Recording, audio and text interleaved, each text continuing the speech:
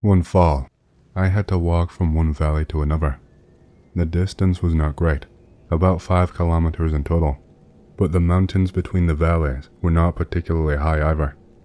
I had to walk mostly along a wooded pass that lay between two mountains.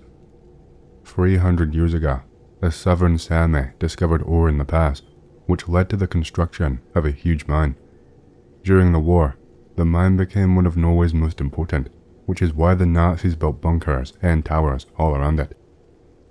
By the 1970s, the mine had fallen into disrepair and was bought by foreigners who pumped acid into it to extract the last bit of ore without labor.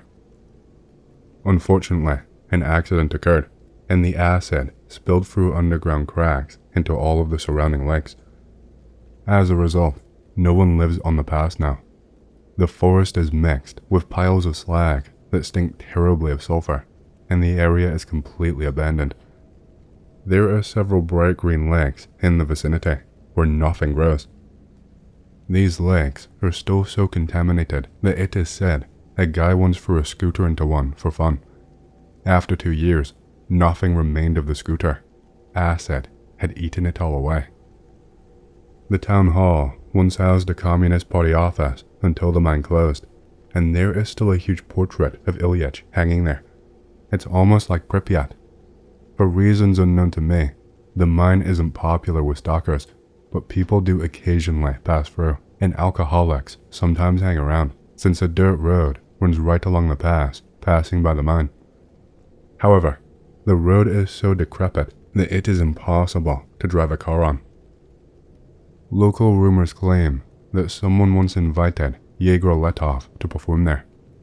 They brought equipment, invited 50 city folks, and of course, Yegor himself was open to performing in such an abandoned spot, but he had already planned performances in Oslo and Tromsø, so he could not change his schedule. Shortly after, he died, and the concert never happened. After passing a moss-covered bunker and a rusty tower, built by the Nazis and used for some time after the war, I reached a large clearing at the collapsed entrance to the mine. This was once where the miners' village stood. Part of the village had been abandoned immediately after the war, while the rest continued to exist as the mine gradually withered, right up until the acid disaster. Some wooden buildings, like the watchtower, the town hall, the open-air theater stage, the miners' dormitory, and the garage were still standing. However, other buildings, like the old barracks, the school, the grocery store, the forge, and the mill, which had been abandoned after the war, were now just foundations. Nearby, several huge concrete towers of an unknown purpose stood, each with a reservoir 10 meters in diameter. A few years earlier, a tourist had fallen into one of the reservoirs in the winter, could not get out, and froze to death. It was cloudy that day, and I decided to go into the garage to smoke.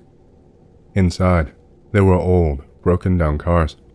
You could not even sit in them because the seats had rotted away, and some of the floors had caved in. One of the cars had a piece of asbestos on its roof. On an iron table in the middle of the garage, which stood in a kind of hole, were old photographs of elderly faces, likely taken out of a cabinet by someone recently. The floor around the table was scattered with broken glass. Suddenly, through a hole in the wall at the back of the garage, I saw an unknown path in the forest. In the fall, all of the paths became especially noticeable as the bushes and birches lost their leaves, leaving the paths clear, with the fallen leaves forming a light brown blanket over them, making them more obvious. I am not sure what kind of fly bit me, but I decided to follow the path. It looked intriguing, perhaps because, instead of crooked birches overgrown with lichen and half-naked fir trees sick with something, there were white, slender birches and lush firs growing along the path. It seemed like the soil in the spot was cleaner, even though it was right next to the mine. In some spots, I noticed something long and brown poking out from under the foliage. After pushing the leaves aside, I found rails. This confused me, as there had never been any rails near the mine, and there couldn't have been, since the nearest railway was hundreds of miles away. What happened next was even stranger. Far ahead, the sun seemed to be shining, even though the sky was overcast and drizzle was falling. After walking along the path for about 300 meters, I came upon a long ravine, where tall concrete pillars stood in a straight line. Each pillar had a ledge at its base, and on every ledge lay something red-pink, but it was not the pillars that stood out. I had heard before that there had once been an aqueduct nearby, though its purpose was unclear. What really struck me was the ravine itself. Despite the overcast weather, the sky above the ravine was perfectly clear, and the sun shone brightly, while the birches and aspens everywhere else had long since shed their leaves and were frosts at night. In the ravine, it was as if it were summer again. At the right end of the ravine, there was a wall made of large, roughly hewn stones, and upon the wall stood what appeared to be a barn, nearly collapsed. It was surprising that it had not fallen off the wall long ago. A rustling sound came from the barn, clearly audible, like someone running a dry palm over a drum. Several boards were missing from the walls, but from where I stood, I could not see inside. It did not scare me. In fact, it piqued my curiosity. But as I descended into the ravine, what I saw horrified me. The red-pink objects on the ledges of the pillars were not just random objects, but elk or cow skulls. Each ledge held a skull, still fresh, with blood and pieces of meat attached, as if the skulls had just been placed there after being gnawed at. I don't remember how I got back to the mine, but my brain simply shut off, and I found myself running without thinking. Of course, I told my friend Jorgen about what I had seen, but he did not believe me. He said he would go there himself to check. I could not let him go alone, so I decided to accompany him. He suggested that perhaps some Satanists had chosen the ravine for their rituals, but the foliage, the sun, and the eerie rustling from the barn were harder to explain. He also mentioned that the aqueduct, according to rumors, still stood, but only on concrete pillars. 2 days passed since my first visit, and I still clearly remembered the path leading to the ravine. But when we reached the garage, the path was gone. I was not even surprised anymore, only angry, especially since Jorgen was expressing even more doubts. So, despite the rain that had begun, I led him in the general direction where I thought the path should be. To my relief, we eventually arrived at the ravine. This time, the place had changed completely. Instead of the concrete pillars, a rusty but intact aqueduct stretched across the ravine. The right edge, where the wall had once stood, was now just a slope covered with fir trees.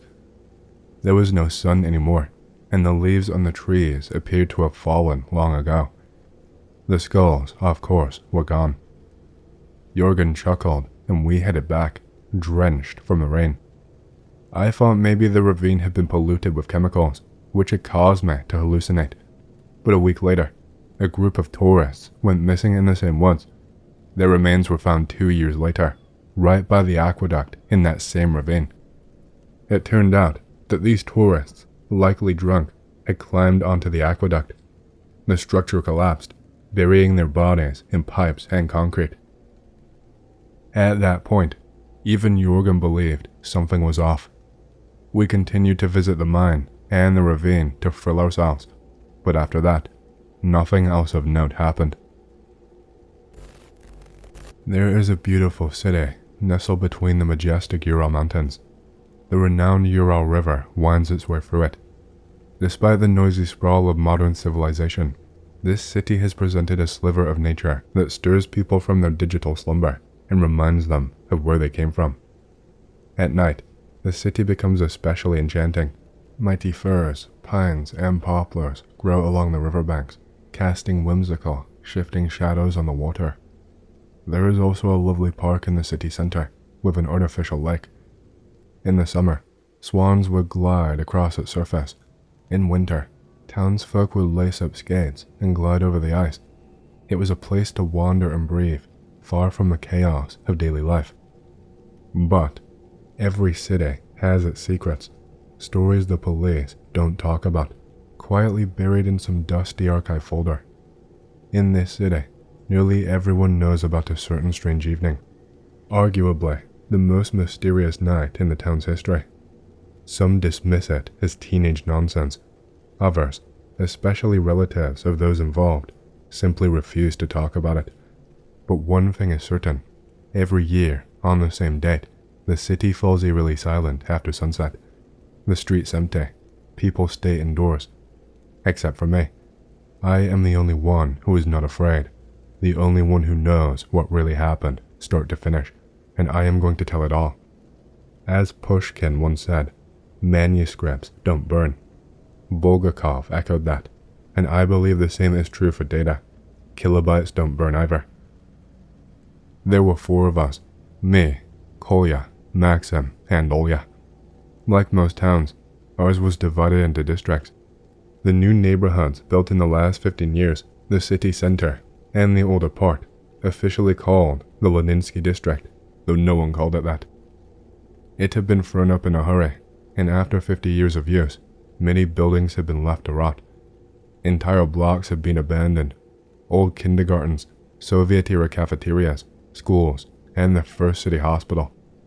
It was perfect for teenagers to sneak into and party, but we weren't like them. We were our own, tight little group. That was enough for us. It was Halloween. That holiday is not big in Russia, but our school threw a costume party. We did not stick around for long. It was an unusually warm night for early November, and as we wandered the streets, I decided to spook my friends with a story my uncle told me years ago. There is an old hospital on the northern edge of town. People say it was built over an ancient burial ground. Lots of weird accidents happened there, botched treatments, strange deformities at birth. Eventually, a new hospital was built, and this one was left to decay. Max and I had planned it out. Our idea was to scare the 2 more timid ones. We suggested we go check it out. It did not take long to get there. Spirits were high. We were joking, laughing, having fun. When we arrived, we headed for a small 1-story building that was once connected to the other hospital wings by underground tunnels. That is when Olya screamed. She had realized where we were. The morgue. A cold, tiled room that had once been white, but after decades of grime, was nearly black. Thick cobwebs hung from the ceiling, dark with dust. 3 metal tables stood in the center, and to the left, the wall held compartments in 3 tiers. I walked over and said, "What if this one isn't empty?" Then I slowly opened one. At that moment, something creaked and the lights went out. Olya shrieked. Maxim pulled her close and switched on his phone's flashlight. I did the same, and the weak light gave the room an eerie glow. "Shall we keep going?" I asked. We wandered deeper through the corridors and eventually reached the main hospital building. The walls were crumbling, the floors soft with rot, cobwebs everywhere. Everything seemed to be going fine. We were actually thinking of leaving.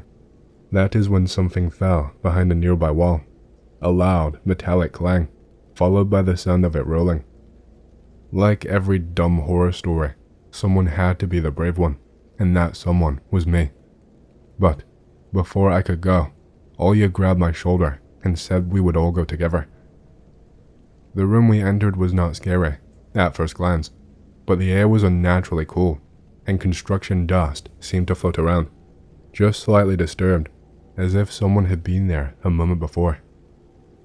We were about to leave when we turned and saw that the hallway we came through, leading back to the morgue, was now blocked. We figured we had gotten lost and decided to find another way out. We could have used a window, but they were too high for Olya to climb out safely, so we kept looking for a proper exit. After climbing the stairs, carefully avoiding the rotted steps, we found ourselves in a different wing of the hospital, still on the first floor. Maxim and I walked ahead, helping Olya along, while Kolya followed behind. Suddenly, I heard a crack, then a sharp thud. Turning around, I saw Kolya fall through the wooden staircase. Within seconds, we were all huddled around the hole he'd made. Turns out, there was a basement below. We shone our flashlights down, but the beam did not reach the bottom. 7 or 8 meters, Maxim estimated. Kolya called up that he could not see anything, and thought he had seriously hurt his leg. We decided to find a stairway down to help him. Before leaving, we told him not to move so we could find him more easily from below. We walked a little farther down the corridor that still bore Soviet-era renovations until we spotted a staircase leading underground. But a closed door blocked our path. It looked loose, so I asked Max to help me knock it down, or at least shake it free. By then, night had fallen completely, and the moon had risen, though we barely noticed. Suddenly, Olya screamed behind us. I won't lie, a chill ran through me. We spun around and saw what had scared her, a huge rat darting away as if we'd set off a firecracker. I figured that is what caused the scream. I went to Olya, hugged her. She was trembling, and whispered that everything would be okay. We would get Kolya and then go back to my place, crash on the couch, turn on the TV, watch something funny. It would be all fine. She gave a small smile, and we descended. Step by creaking step, we went down into the dark basement. We did not have to walk for long before we heard Kolya. He was close, but behind a wall. We could hear him clearly, but could not figure out how to reach him. The basement was a maze. After searching for a bit, we decided to split up. Olya went with Max, and I took another route. Thankfully, we had 2 light sources, though my phone's battery was nearly dead. The basement felt suffocating. The narrow hall was drowned in pitch black. My flashlight barely lit the space beyond my arm's reach, but I could still see strange details. Shelves filled with surgical tools, flasks and test tubes with old blood samples, one still containing a cloudy liquid with a moldy film on top. I reached a dead end with a locked door when I heard a scream. Olya. I bolted. Panic surged through me. Maybe it was just another rat. I sprinted in the dark until I heard her running toward me. I opened my arms to catch her. She collapsed into me, sobbing, barely able to speak. Kolya, Kolya, she stammered. Maxim, he. Suddenly, a loud piercing boom rang in my ears. My vision blurred. I dropped to my knees, then hit the cold tile face first. When I opened my eyes, I saw Olya pressed against a wall. Kolya stood before her, gripping her throat with one hand and shining Max's phone in her face with the other. He looked at me, and I saw his eyes. They were not Kolya's. They were bloodshot, dark, crimson black. And then he spoke. The words are burned into my memory. His voice was not Kolya's. It was vile and mocking. I am not the devil and not a god, not a goblin, ghost, or trickster, but I do love entertaining a crowd, just like they do. I pointed my flashlight at them and saw it. What had once been Kolya tossed Max's phone aside. With his free hand, he reached under Olya's blouse. His arm slid deeper and deeper. At first, I thought he was just groping her, but then Olya let out a ghastly wheeze, and I realized he had driven his hand into her stomach. I could see his fingers, 2 joints deep, pressing beneath her ribs, toward her liver. Olya looked into his eyes, then at me, silently begging. I scrambled up, grabbed the stone, and charged. He dropped the hand from her throat and waved it casually, and I was flung backwards, crashing onto the marble floor.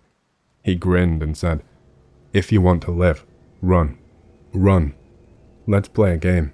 If you make it, they will be mine to play with. If you don't, you will join them." I did not know what else to do. I got up, threw the rock at him, square in the face, but it bounced off, like I'd hit a statue. So I ran. Blinded by panic, I bolted through the dark corridors, shadows, twisting paths, until finally, I was back in the morgue where it had all begun. In the corner, I saw a girl's silhouette. She rocked back and forth like someone in a psych ward. I yelled, "Hey, what are you doing here? Let's go." I ran toward her, my flashlight lighting her up. I saw that hair, light brown, familiar, but matted, greasy, tangled. She was wearing rags. I stopped, reached out, touched her shoulder. Her skin was ice. She turned. Her eyes were pure black, her lips were purple, her skin was a sickly blue-gray, and I knew that face. Olya. The thing that was Olya stood up sharply. I jerked my hand back and it lunged at me. I kicked it as hard as I could and flew out of there, even faster than before.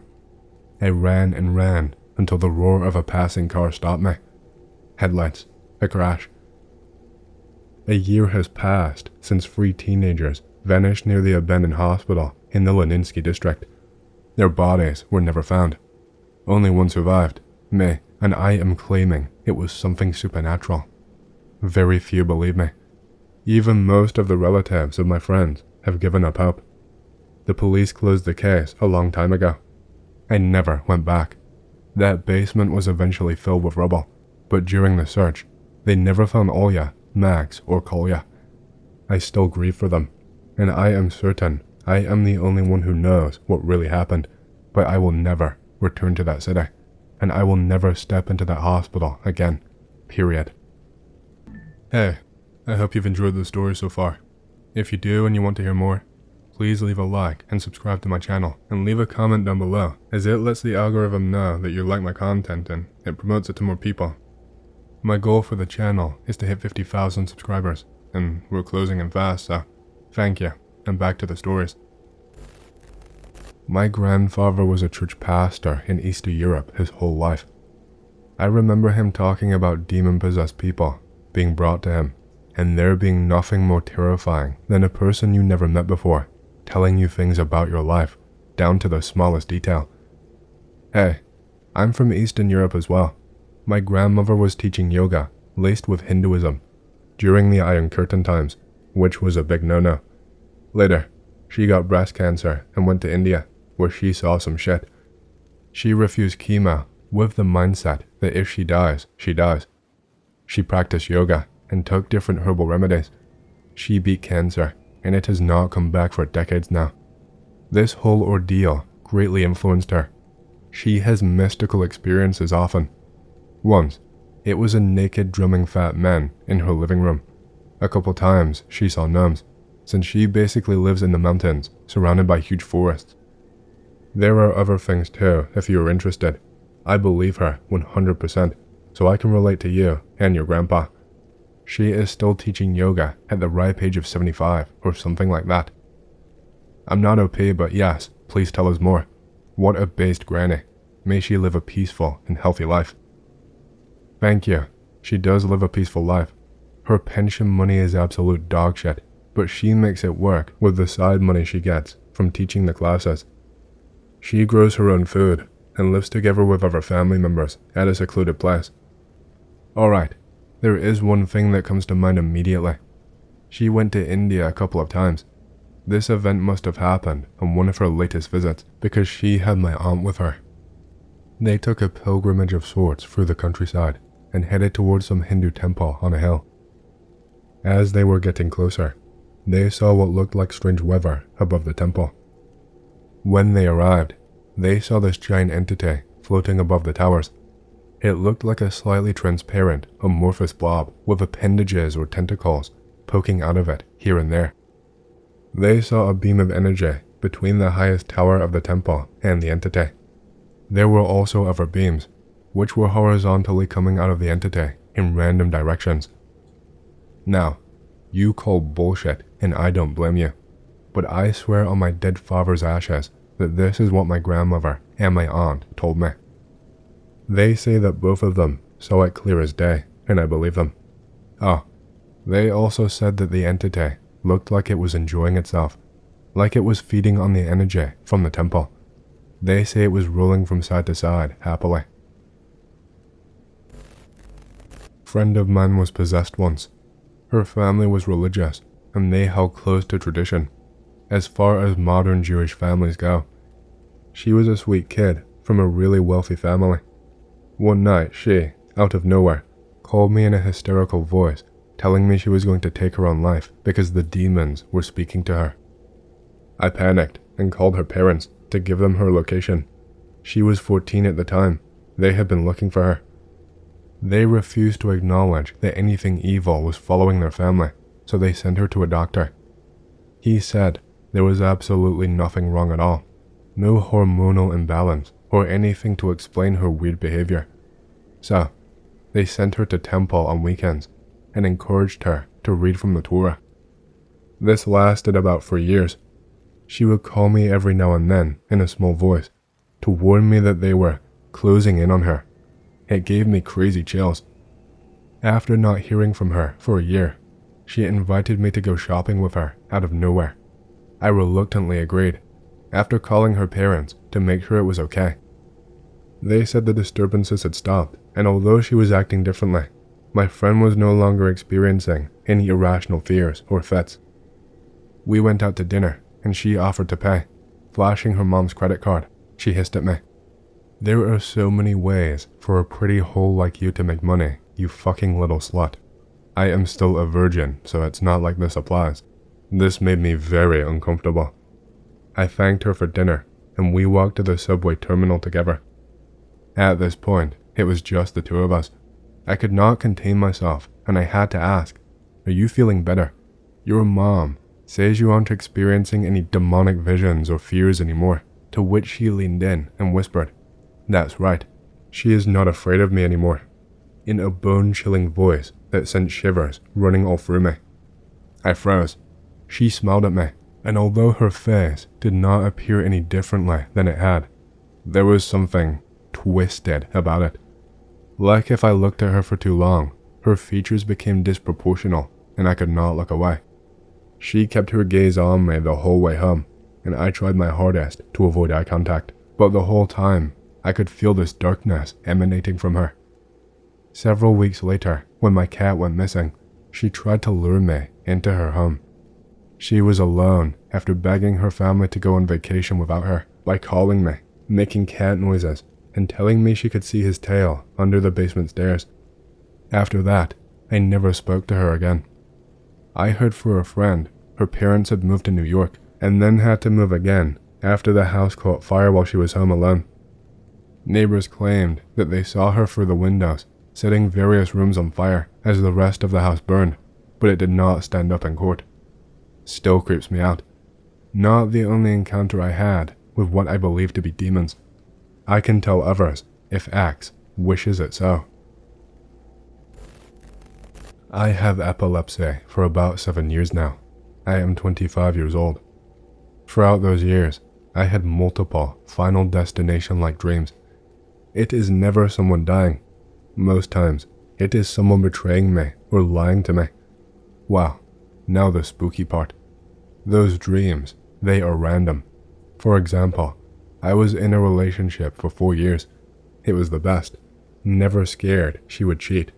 No arguments, no problems ever. No reason to be concerned about her.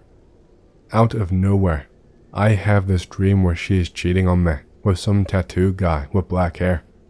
Of course, I was not concerned because it was a dream, but I still had to tell her to be sure. Told her my dream and asked her if I should be worried. Her jaw dropped in this moment. I could not have known about him because she covered it up pretty good, and also I trusted her, so I did not spy on her or anything like that. Tells me we have to talk. Tells me we need a break. Breaks up.